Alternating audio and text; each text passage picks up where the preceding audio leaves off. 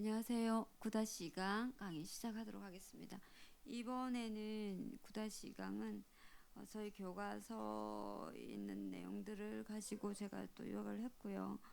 요 사장 내용 보시면 되겠습니다. 사장 내용에 나와 있는 것들이고 구체적인 것들은 이제 페이지 수는 여기 보시면 사장에 보면 아동복지 접근과 실천 방법 가운데서 심리사회 이론과 아동복지 실천 여기에서 저희가 한번 살펴보도록 하겠습니다.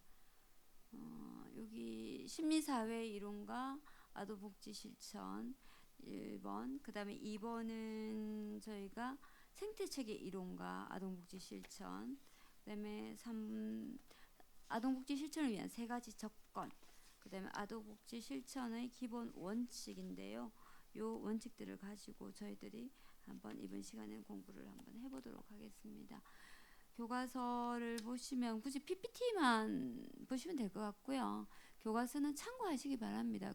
제가 면대면 수업을 할 때는 이렇게 몇 페이지 있습니다. 뭐 몇 줄에 있습니다. 이렇게 하면서 서로 줄을 꺾고 그랬잖아요. 근데 이제 지금은 제가 이렇게 온라인 수업을 하기 때문에 그러기가 쉽지가 않으시죠. 그래서 PPT를 위주로 보시면 될 것 같아요. 참고를 하시려면 페이지 97부터 나와 있는 심리사회 이론과 아동복지 실천 이 부분을 보시면 될 것 같아요. 여기 보면 아침이 그날을 알려주듯이 어린 시절은 성인을 알려준다라는 그런 존 밀턴의 그런 말이 있습니다. 그건 뭐냐면 전 생애를 거쳐서 아동기의 중요성을 얘기하는 거죠. 또 우리나라 뭐 속담 중에 또 이런 것도 있지 않습니까? 뭐 태중의 9달이 뭐 평생을 좌우한다 이런 말도 있듯이 예를 들어서 뱃속에 그 아이가 있을 때부터 어떻게 태교를 하느냐의 중요성을 얘기하고 있는 거죠. 예를 들어서 태교가 그만큼 중요하다. 외국 같은 경우만으로 뭐 태어났을 때부터 그 나이를 치지 않습니까? 이렇게 뭐 우리나라는 그렇지 않죠. 벌써 태어나면 1살, 돌 되면 2살 뭐 이렇게 하죠. 네, 그래서 태중에 있는 그 개월수도 1살로 넣을 만큼 우리는 이렇게 태중에 있는 기간을 아주 중요하게 생각하는 민족인데 아주 좋은 거라고 생각을 합니다. 태중에 당연히 생명이고 맞고요. 엄마가 생각하는 거, 먹는 거, 여러 가지 정서적인 거 다 느끼죠. 다 느끼고 아이들이 살아가게 되는 거죠. 그래서 여기 첫 번째 심리사회 이론에 따른 아동복지 실천을 살펴보면 심리사회 이론은 그 에릭슨이 주장한 거죠. 에릭슨이 좀 인생을 주기로 나눠 볼 때 8단계로 나눠 볼 수 있겠다. 이때는 이것이 획득되어야지 건강하게 살 수 있더라. 그런 것들을 8가지 그런 원칙이나 기간에 따라서 나눠 놓고 있습니다. 그래서 그 단계에서 그것을 획득할 때는 아주 건강한 사람이 되지만 그렇지 않을 경우에는 또 그 다음 단계 넘어가는데 문제가 있더라. 뭐 그런 거죠. 그래서 첫째 심리사회 이론은 아동을 포함한 전 인간을 대상으로 해서 단계별 생애 발달을 설명하는 데 굉장히 유익하다. 그 다음에 출생 후부터 죽음에 이르기까지 전 삶의 과정을 다루고 있고, 그 다음에 삶의 전 과정은 고정되고 순서적인 8단계로 세분되어서 전개되고 있고, 모든 각각의 8단계는 대용적인 2가지 핵심 개념, 즉 긍정과 부정으로 제시됩니다. 또한 넷째, 긍정과 부정의 측면은 그 비중의 차이가 있을 뿐 모두 발달에 의미 있는 영향을 미치게 된다. 적절한 발달을 이루기 위해서는 긍정의 비중이 더 커야 한다는 것을 알 수 있습니다. 네, 1단계 살펴보면 영아기입니다. 영아기에서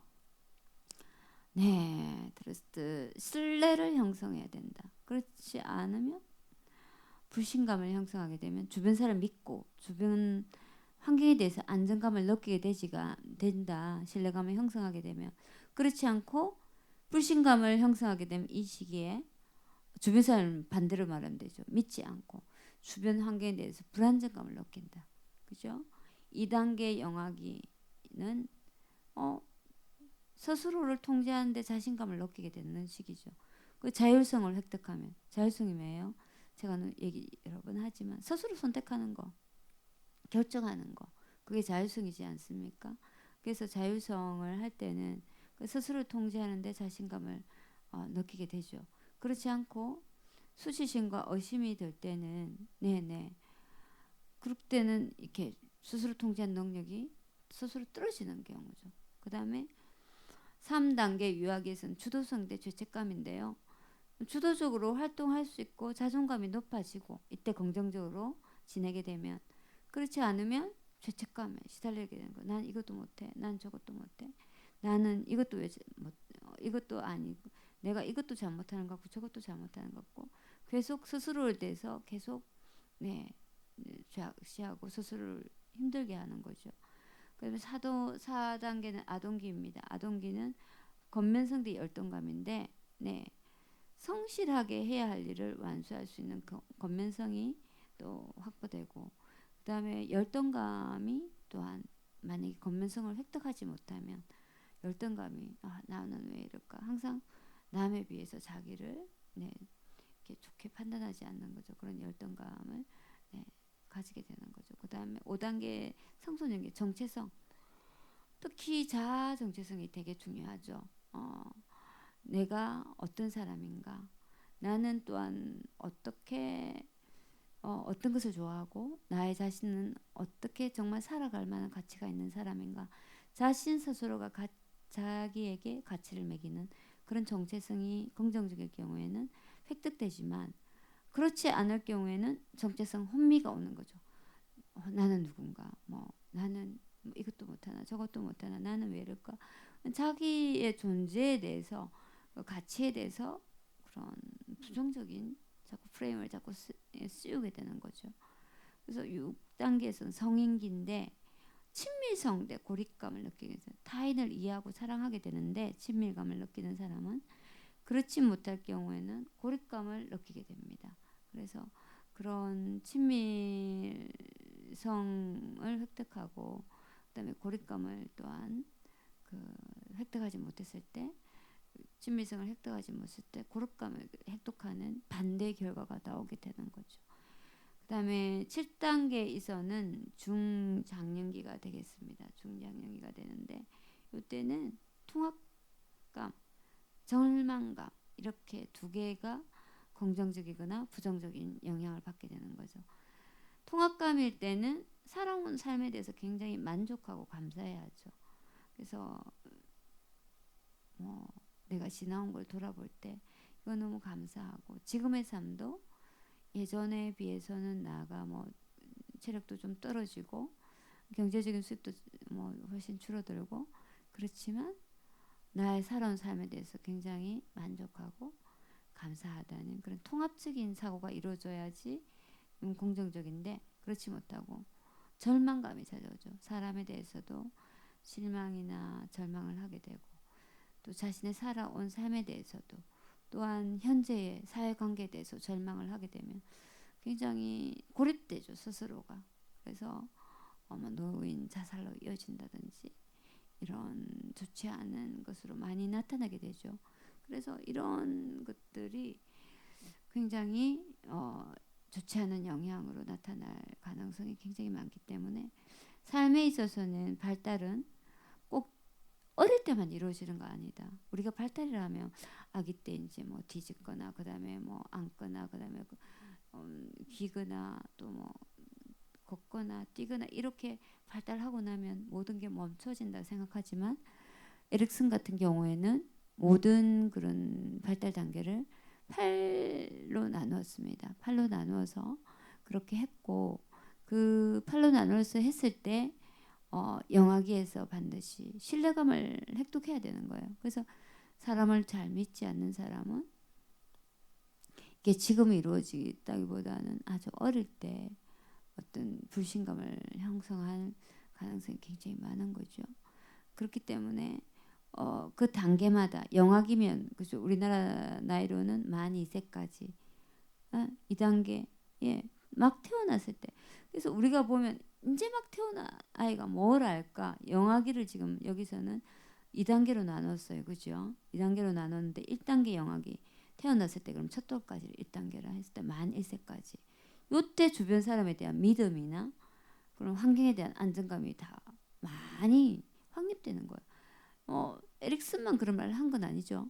프로이트 같은 경우도 그런 말을 했지 않습니까? 프로이트 같은 경우도 영유아기 때 잠재력, 무의식의 세계 그거 설명하면서 그 무의식 속에 불신이 내려앉으면 정말 회복하기 힘들어. 그런 말 했잖아요. 에릭슨도 똑같은 얘기 하는 거예요. 주변 사람 믿고 주변에 대한 안정감을 느끼지만 이때 아동에게 그런 거죠. 애착도 그렇잖아요. 주 양육자 정서적 유대감을 잘 형성해야 되잖아요. 그 형성하지 않을 때 문제가 생기잖아요.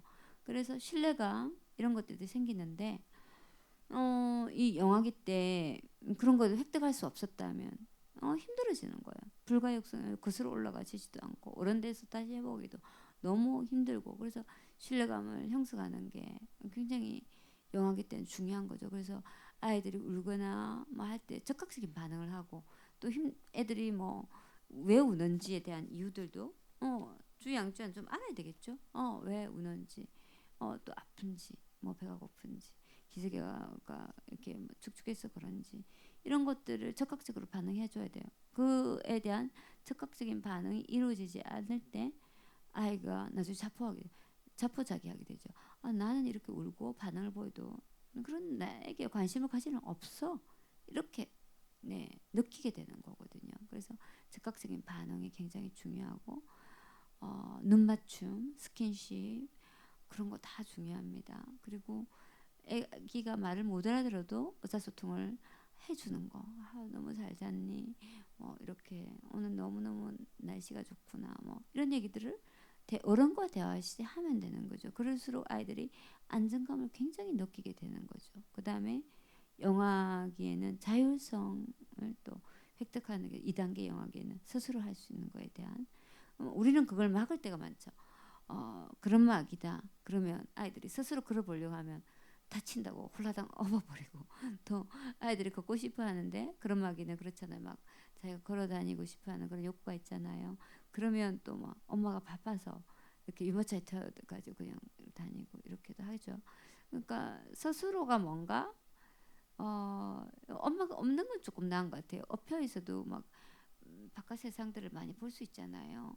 엄마 키 높이만큼의 세상들을 많이 볼 수 있는데 유모차 같은 경우는 태워 있으면 그 어른들 같은 경우는 아이가 볼 때는 어른들 다리 정도밖에 안 보이잖아요. 시선이. 그래서 자동차도 발통밖에 안 보이겠죠. 이렇게 멀리 있는 건 보이지만 가까이 있는 건 그렇지 않습니까? 그럴 경우 굉장히 시야가 좁아지고 그런 경우가 많죠. 그래서 아이들이 좀 자유롭게 이렇게 보여주고 보는 것은 자유로운 사고를 할 수 있는 것과도 연결되기 때문에 좋은 것 같아요. 그래서 아이들이 스스로 하고 싶은 거 때로는 뭐 요리 같은 거 도우다가 헛기도 하고 뭐 이렇게 뭐 그릇을 깨기도 하고 뭐 엎지르기도 하지만 그 부분에 대해서 스스로 할 수 있도록 도와주고 밥 같은 것도 막 허치니까 엄마들이 먹여주잖아, 그죠? 그냥 허쳐도 그 과정을 거쳐야지 안 웃는 과정으로 가는 거잖아요. 엄마들이 귀찮아서 그냥 먹여줄 수도 있고 그런데 그렇게 스스로 헛더라도 그 과정을 통해서 이렇게 숟가락 수저질을 하고 이렇게 스스로 해보는 걸 함으로써 자율성이 획득되는 거죠. 그럼 뭐 3단계 유아기는 뭐 우리나라 나이 5살에서 7살 사이라면 이 스스로 주도적으로 뭔가를 해보는 거예요. 격려해주고 칭찬은 잘했을 때만 해주면 격려는 못했을 때도 해주는 거잖아요. 너무너무 멋있는 것 같아. 이 정도 정말 잘한 것 같아. 이렇게 격려를 자꾸 해주면서 애들이 자신감을 가지게 되잖아요. 그 부분. 네. 그래서 이렇게 단계별로 어른들이 아이들 도와서 해줘야 될 그런 단계들이 있습니다. 그 단계에 맞춰서 해주시면 좋을 것 같고 우리들 성인일지라도 뭐 여러분 같은 경우는 야간에 나서 공부하시는데 저는 너무 좋은 거라고 생각하거든요. 성인기에 다른 타인과 만나서 이런 주도적인 학습을 하고 그다음 다른 사람과 대화를 하고 이런 건 엄청나게 좋은 거죠. 그래서 노년기도 가만히 있으면서 뭔가 나에게 해주기를 바라는 게 아니고 내가 뭐 어떻게 하면 좀 도와줄 수 있을까? 지역사회에 도움이 될까? 또 아니면 우리 가정에 도움이 될까? 또 아니면 내 스스로 건강을 챙김으로써 도움이 될까? 내 스스로가 행복하게 지낼 수 있을까? 이런 것들에 대한 고민이 있고 그 고민을 실천하는 것으로서 통합감이 이루어지기 때문에 우리는 끊임없이 정말 죽는 그 순간까지도 발달 단계에 있다고 보시면 되겠습니다. 그 다음에 아동복지 실천의 심리사회 이론의 의미는 개인으로서의 아동의 행복은 물론 특별한 도움이 필요한 아동 포함 모든 아동의 복지를 위한 실천적 활동이다. 기본적으로 행복은 객관적이기보다는 주관적인 느낌과 상태를 말한다. 네, 그렇기 때문에 주변 사람들과의 상호작용은 굉장히 중요하다.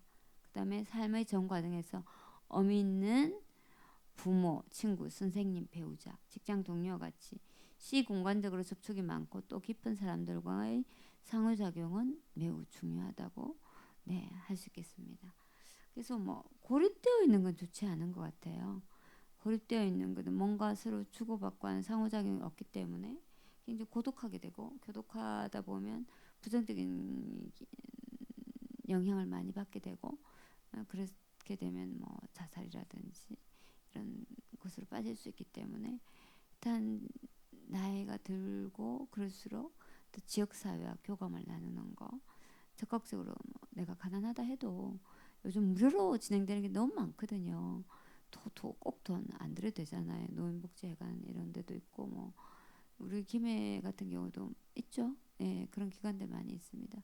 거기 가서 무료 교육 받고 운동도 하시고 이게 집 주변도 산책도 하시고 그렇게 함으로써 이렇게 건강도 회복하시고 자신감 있게 사시는 게 되게 중요하죠.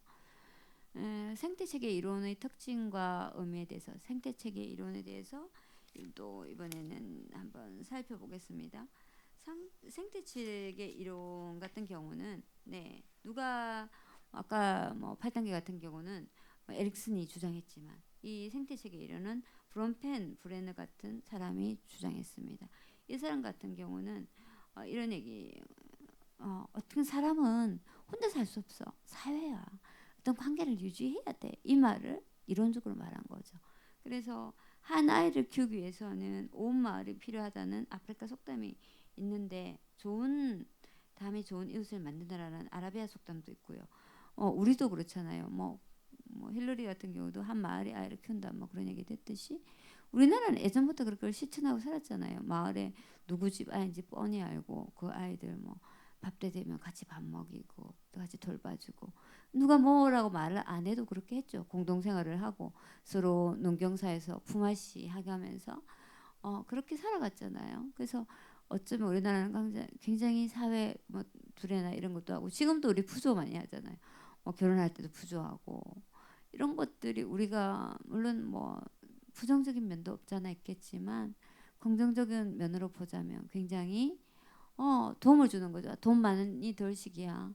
그때 우리가 가서 일도 도와주고 그래 내가 이만큼의 성의로 또 그런 것도 돈도 또 같이 나누고 이렇게 하는 거죠.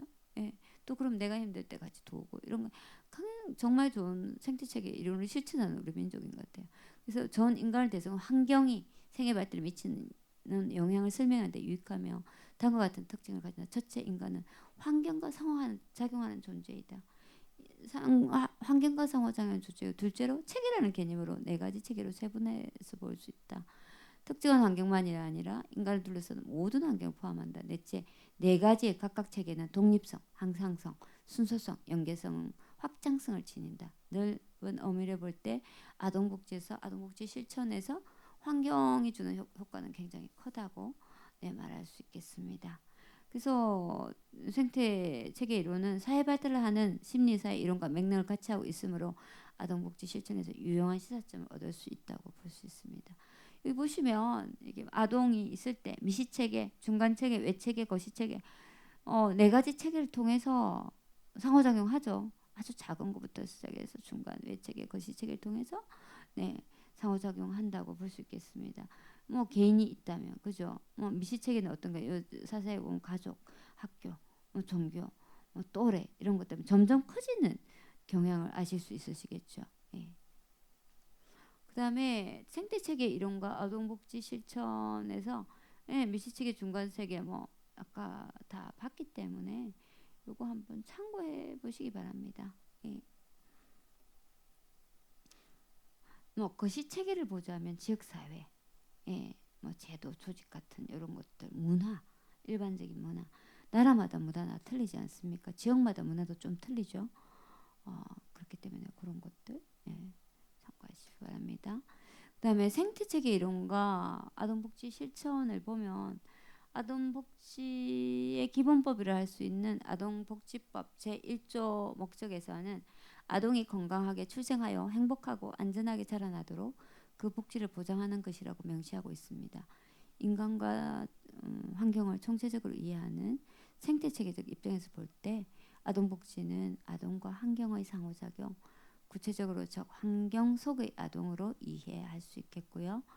아동의 행복과 건전한 성장 및 발달을 위해서는 우리가 아동의 그 환경은 아동의 문제와 욕구의 원인이면서 동시에 해결 가능한 자원으로 이해하시면 될 것 같아요. 그 다음에 개별 실천을 한번 살펴보면 아동복지에서 개별 실천은 가장 기본적인 조건이다.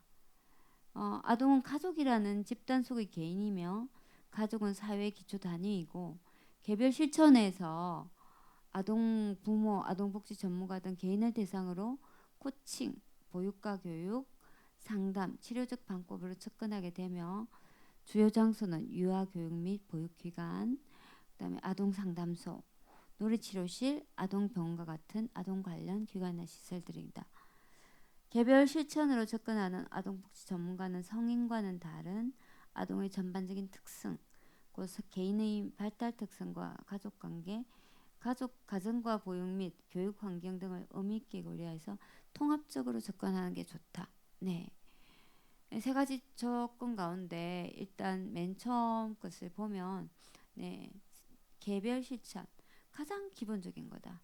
가족이며 개인이며 그다음에 사회 가장 가정 기초 단위이기 때문에 또 실천해서 접근하는 것도 뭐 학교라든지 이런 가장 내가 직접적으로 가장 가깝게 느끼는 것들이 개별 실천이므로 이런 것들이 통합적으로 이루어지고 접근하는 게 좋겠다. 이렇게 얘기하고 있습니다. 그 다음에 집단 실천입니다. 아동복지에서 집단 실천은 아동의 상황을 더 좋게 하기 위해 개별적인 접근이 지니는 한계를 극복하기 위한 접근입니다. 집단 실천을 통한 접근에서는 아동의 사회 적응 능력을 향상시키거나 지니고 있는 문제를 해결하기 위한 과제들을 다룰 수 있습니다. 집단 실천에서도 개별 실천과 유사하게 코칭, 보육과 교육, 상담 치료를 수행하는데 조금 더 넓게 접근한다고 볼 수 있겠죠. 그 다음에 한편 효과성을 제공하기 위해서 특별히 집단적 특성을 지닌 가족을 구분해서 가족 실천으로 접근하기도 한다. 개인 실천 처음에는 개인 실천 가장 기본적이고 기초적인 조건이었다면 이번에는 집단 실천입니다. 그죠? 집단 실천에서 어떻게 접근하냐. 개인 실천과 뭐 대상이나 이런 것들은 특별히 다르지 않지만 조금 더 커진 조금 더 확대된 그런 실천이라고 할 수 있겠습니다. 그래서 개인적 조건이 지닐 수 있는 한계를 극복하기 위해서 집단 실천을 실시한다고 볼 수 있죠. 개인적 실천이 굉장히 가깝고 좋긴 하지만 한계성 또한 반드시 있기 때문에 그 한계성을 극복하기 위해서 집단 실천은 이루어진다고 할 수 있겠습니다. 그래서 뭐 개인 실천에서 가족 실천을 옮긴다든지 가족에서도 더 가족의 의미를 확대해서 옮긴다든지 그렇게 설명드릴 수 있겠습니다. 다음에 지역사회 복지 실천이라고 할 수 있겠습니다. 지역복지 실천은 아동복지에서 아동복지 실현을 위해서 지역사회의 특성과 거시적 조건이죠. 가장 개별적 조건이 미시적 조건이라면 지역복지 실천은 거시적 조건입니다. 그래서 지역사회 특성과 자원을 최대한 활용하여서 그 지역의 아동에게 적합한 방법을 강구해서 실천하는 것입니다. 그래서 이 지역사회의 특성과 자원을 최대한 활용해서 그 지역의 아동에게 적합한 방법을 강구하여 실천하는 것. 특히 지역사회 복지 실천은 지방자치시대가 열리면서 더욱 강조되고 있는 실천 방법이기도 합니다. 또한 지역복지 실천을 위한 자원을 확보하기 위해서는 지역사회 네트워크 구축과 실천이 필요하며 마찬가지로 재정 자립도가 낮은 지역을 위해서는 적절한 국가적 지원이 필요합니다. 그래서 아동복지에서는 지역복지 실천은 아동복지 실현을 위해서 거시적으로 접근하는 거죠. 예를 들어서 뭐 한 마을이 아이를 키운다, 지역사회가 아이를 키운다, 그런 거. 또 요즘은 예전에는 아동의 양육의 책임이 부모에게 있었다면 지금은 사회와 국가에 있다고 하지 않습니까? 그래서 지역복지 실천은 그런 의미에서 더 넓게 해석할 수 있는 거죠. 그래서 넓은 의미에서 우리 공동체의 아이라는 개념으로 가는 거죠. 이 공동체가 아이를 어떻게 양육할 거니까. 결국은 한 아이가 잘못돼서 개별의 문제만 되는 건 아니잖아요. 그럴 때 어떤 공동의 문제를 가지고 이 아동을 잘 양육하고 건강한 사회인으로 커나가게 할 수 있느냐가 대단히 중요한 문제라서 지역사회, 지역복지 실천은 아주 거시적인 차원에서 아동을 양육하는 하나의 방법으로서 지역사회가 어떻게 고민하고 어떻게 해서 어떠한 방법으로 아동을 더 잘 양육할 수 있을까를 살펴보는 것이라고 할 수 있겠습니다. 그리고 뭐 생각해 보아요에서는 여러분들이 지역복지 실천 방법에 대해서 좀 어떤 구체적인 방법이 있으면 좋을까? 좀 어떤 구체적인 방법을 가지고 나는 아동 복지를 접근했으면 좋겠다는 자신의 생각을 한번 정리해 보시기 바랍니다. 수고하셨습니다.